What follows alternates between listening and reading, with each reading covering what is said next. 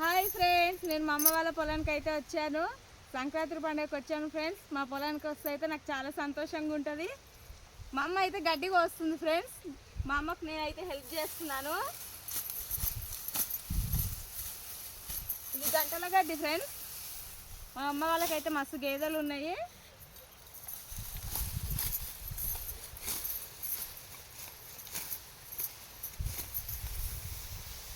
ఇదంతా మా పొలం ఫ్రెండ్స్. మాకైతే చాలా గేదెలు అయితే ఉన్నాయి.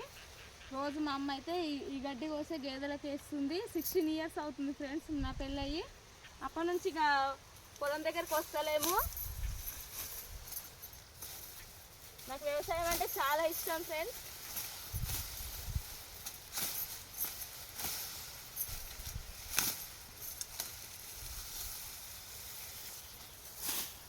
Bye friends.